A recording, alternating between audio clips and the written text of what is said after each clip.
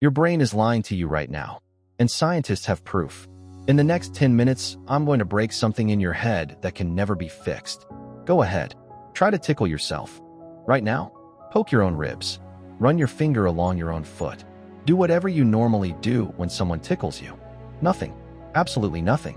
And here's the thing. That's not because tickling requires surprise. It's not because you know it's coming. Those are the answers people give. They're wrong. The real reason is way stranger. And it leads somewhere most people aren't ready to go. Scientists have actually studied this. Properly. In labs. With brain scanners and everything.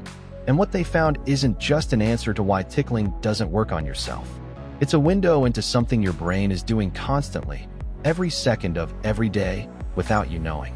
Your brain is running a simulation of reality, not receiving it, generating it. And the tickle thing is the proof. Stay with me, because this goes from neuroscience to something that will make you question whether what you're experiencing right now is real. And I'm not being dramatic. This is what the science actually says. Let's start with what we know. Tickling isn't random. Your body has specific spots that respond to it. Ribs, feet, neck, armpits. And those spots respond because of something called Meissner's corpuscles. These are pressure receptors in your skin. They detect light touch, and they send signals up to a part of your brain called the somatosensory cortex, the area that processes physical sensation. But here's where it gets interesting. A second area also lights up when someone tickles you. The hypothalamus, the part of your brain that manages laughter, pleasure, and panic. Tickling triggers both, simultaneously, which is why it feels good and terrible at the same time. Researchers at University College London put people in brain scanners and tickled them. Then they let the people tickle themselves. The somatosensory cortex response, massively weaker, almost absent. The hypothalamus didn't fire at all. The body received the exact same physical stimulus. The brain responded as if nothing interesting happened. Because your cerebellum, the part of your brain that coordinates movement, sent a signal ahead of your hand. It told the rest of your brain, incoming, self-generated, boring, reduced response. Your brain muted the sensation before it arrived, canceled it, like noise canceling, but for your own body. Scientists call this a corollary discharge. Every time you move, your cerebellum sends a predictive signal. It says, here's what we're about to feel, based on what we're about to do. And then it discounts exactly that. Now here's where the tickle thing stops being about tickling. That same mechanism, the brain predicting and then discounting its own predictions, isn't just happening in your hands. It's happening everywhere, all the time. When you move your eyes, your brain compensates so the world doesn't appear to lurch around. When you talk, your brain reduces how loud your own voice sounds to you. When you walk, your brain smooths out the visual bobbing that should be making you seasick. Every single step. It's not just filtering noise. It's doing something more extreme than that. There's a theory in neuroscience called predictive processing, and it's become one of the most discussed frameworks in brain science over the last 15 years.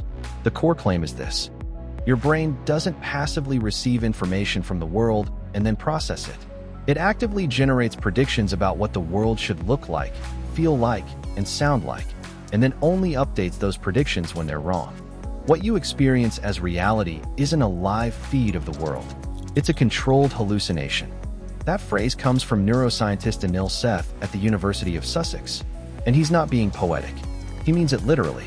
Your brain is generating an internal model and comparing incoming sensory data against that model. Most of what you perceive is the model. The sensory data is just corrections, edits. Think about that for a second. The version of this room you're in right now, the colors, the depth, the edges of things, your brain built that. From predictions, from pattern matching against everything you've ever experienced before. And now it gets genuinely strange. Optical illusions aren't glitches. They're your brain's predictive model doing exactly what it's supposed to do, based on incorrect assumptions. The classic checkerboard illusion. Squares A and B are objectively the same shade of gray. Your brain refuses to accept this. Because in a world with light and shadow, the brain knows that a square in shadow would have to be lighter than it looks to be the same shade as a square in direct light. So it adjusts. It compensates. It lies to you. Helpfully. The dress. 2015. Half the planet saw black and gold. half saw blue and white. Different people, same image, completely different predictions about the lighting conditions of the scene. Both brains were working perfectly. Both brains generated a different reality from the same raw data. Chronic pain is another one. People who've had limbs amputated often experience phantom limb pain. Pain in an arm or leg that doesn't exist anymore. The brain's model still includes the limb. It's still predicting sensations from it. When the real signals don't arrive to update the model generates them. The pain is completely real. The source doesn't exist. And here's the thing that makes predictive processing more than just an interesting theory. It explains things that other frameworks can't. Schizophrenia, one leading model, says it's a disorder of prediction. The brain overweights the incoming signal relative to the prior prediction. Random noise becomes meaningful patterns. Coincidences become messages. Sounds become voices. The brain is predicting too little, correcting too much. Placebo effect, your brain expects to feel better. That expectation is the prediction, and it's strong enough to generate real physiological changes, real measurable reduction in pain, because the prediction triggers the biological response before the drug does. Anxiety, a brain that catastrophically overweights threats in its predictions about the future. Depression, a brain whose model of its own future is completely closed off to positive outcomes. These aren't just metaphors. Predictive processing is being used to redesign treatments right now. So, back to tickling. The reason you can't tickle yourself isn't just a quirk of motor control. It's a demonstration of something vast. Your brain is always one step ahead of your senses. It is constantly building the world you experience before your senses have finished sending the information. Which raises a question that neuroscientists debate in papers with titles that sound like philosophy papers. If reality is a prediction, if what you experience is your brain's best guess, not a direct read of what's out there, then what is out there? The honest answer is, we don't fully know. Because every tool we have to measure reality is filtered through the same brain doing the predicting. We can't step outside the system to check it. Philosopher Thomas Metzinger argues that the self, the feeling of being you, the sense that there's a person behind your eyes having these experiences, is itself a model, a prediction, a self-model. There's no homunculus in your head watching a screen. There's just the model, predicting the model, predicting the model. And here's where I'll stop summarizing science and just tell you what I can't stop thinking about. You woke up this morning. You looked at the world. You touched things. You heard sounds. And your brain filtered all of it through 17 years or 30 years or 50 years of learned predictions about what the world is supposed to look like. You weren't seeing the world fresh. You were seeing the world through the accumulated model of every experience you've ever had. Two people can look at the same thing and genuinely, physically, neurologically experience something different. Not because one of them is wrong, because their predictions are different, because their model is different.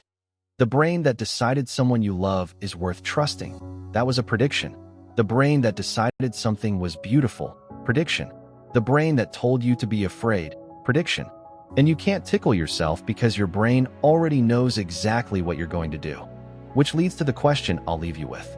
If your brain is generating your reality from predictions, and those predictions are built from your past, then is it possible to experience anything new? Neuroscientists don't have a clean answer. Neither do I. But the next time someone catches you off guard, the next time something actually surprises you, that's not you experiencing the world. That's your brain's model being wrong. And for just a second, something real getting through. Maybe that's what surprise is. Maybe that's what wonder is. The cracks in the prediction. If this broke your brain in a good way, there's a video that goes even deeper. I'll put it right there. I'll see you in it.